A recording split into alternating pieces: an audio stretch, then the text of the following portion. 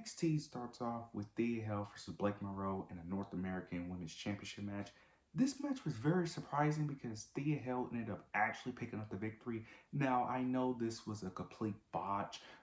So with it being a botch, most likely she's probably going to lose it next week. Now, I've seen all the reactions on Twitter.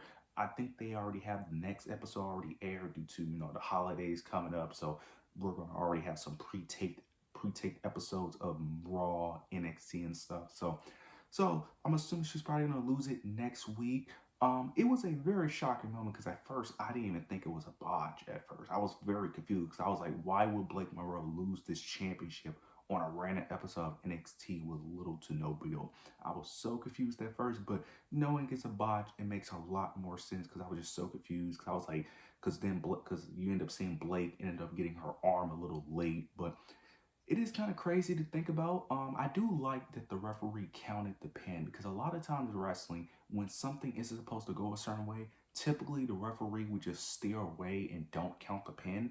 That's something that I kind of hate at times. I kind of wish sometimes WWE would just be like, look, if the mistake happens, it happens. Now, I understand why they go with that route. I understand why typically they just have the referee not count it. I get it because you don't want to affect storylines, but it kind of ruins the illusion of it's supposed to be like an actual, match, an actual fight when you have the referee not counting when they know they should be counting. So I did like they actually did pull the finish off, and they're just going to rectify it on a pre-taped episode of NXT, which makes the most sense because Blake Monroe should not have lost. I love Thea, but her beating Blake Monroe just makes no sense, especially with her booking. It just made no sense. So they're going to rectify this next week. I don't know if they're going to protect Thea in the loss.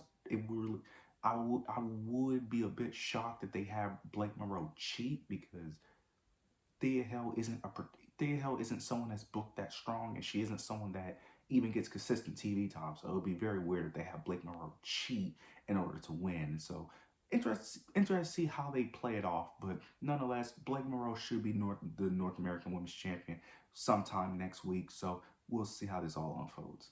Afterwards, we do end up getting an Ethan Page promo. He ends up talking about him being the greatest North American champion. Then out of nowhere, we get Channing Stacks. He comes out, and he basically comes out with Ariana Grace, comes out and wants a title shot. Then you get Moose from TNA. He makes his return, confronts Ethan Page, takes him out, and he wants a shot at the North American Championship. Okay, they are clearly running out of things for Ethan Page to do. Look, one thing that is somewhat annoying at times with NXT is that sometimes they don't. Well, this isn't really an NXT thing. This is more of a main roster thing, but they need to just call up Ethan Page, bro. Like at this point, just call him up, bro. Like he has nothing to do, bro. He's just floundering on NXT. Same thing with Trick Williams. Like they are clearly running out of opponents for Ethan Page in that North American Championship. They clearly have nobody, bro. It's so obvious that they're running out of options. The fact that his last few feuds hasn't even been NXT guys. His last feud was from AAA, and then before that, it was Joe Hendry. Well, Joe Hendry for the mixed tag titles, but still, it's like they're clearly running out of options when it comes to Mr. Iguana was his last feud. Like they're clearly running out of things for Ethan Page to do in NXT because he's damn near faced everybody. Now there's some people he can still fight, but like it's getting ridiculous at this point. And we know he's not gonna fucking lose to. We know he's not losing. We know he's not. Now the story that they're trying to tell is that Moose wants a title from NXT because NXT guys were getting their titles. It's like I thought we was over with that storyline. I thought we was done with that, but apparently we're not. We're still continuing that story because Channing Stacks has like the international championship or some shit in TNA. I just don't care. I just really don't.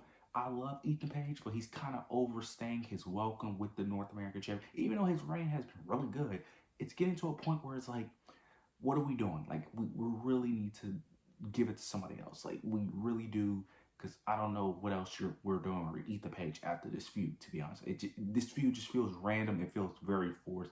We'll see how it plays out, but I honestly don't care. Afterwards, we do end up getting a Ricky Saints promo. He ends up basically mentioning Javon Evans, mentioning his reasoning for betraying Javon, costing him the NXT Championship. He basically ends up saying that he's tired of waiting for his opportunities. He's tired of being playing it safe, and now he didn't want Javon Evans to take his opportunity because he feels like Javon Evans should wait for his opportunity because he had to wait for his opportunity. He's tired of having to wait, and that he deserves his opportunity first, and that Javon shouldn't just be able to jump the ship basically. Javon Evans eventually ends up attacking Ricky Saints, but Ricky Saints gets the upper hand and ends up body slamming him through a table, which I did enjoy because I thought we was going to get the typical babyface attacks heel, stands tall, and then that's really it. I did like that Ricky Saints stood tall, makes him look strong. I think this feud has a lot of potential if booked right, so I'm very anxious to see how this plays out. We're seeing a more vicious, more aggressive, more angry version of Javon Evans, which I do like, similar to what they kind of do with Cody Rhodes and his feuds to a degree. So interested to see where this eventually leads to. Eventually, see how long this is actually going to last as well. Because, like I said, I think this is probably going to last somewhere to like Stand and Deliver until they eventually have their last match between Oba and Javon. So very interested how this all unfolds. We end up getting a women's tag team match between Kendall Gray, Ren Sinclair, and Fatal Influence between Laney Reed and Fellingham. This was a solid match. Really enjoyed it. The obvious team won, which was the babyface team of Kendall Gray and Ren Sinclair.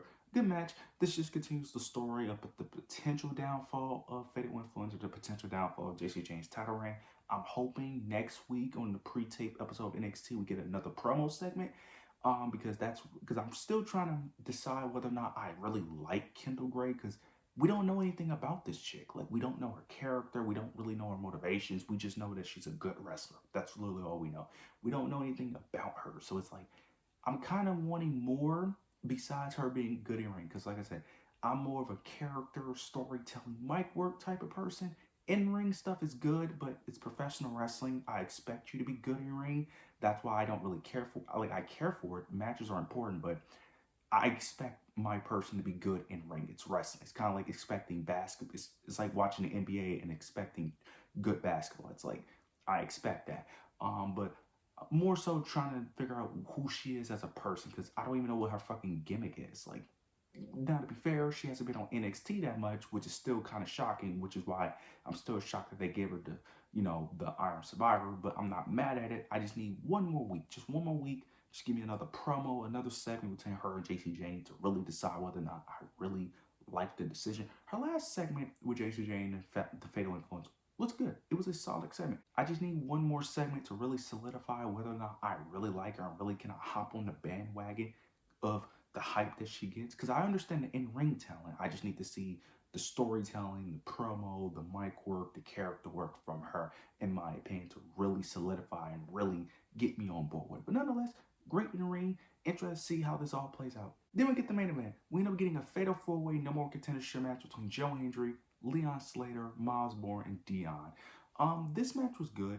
Leon Slater picked up the victory, which I don't really understand why. I don't really get it.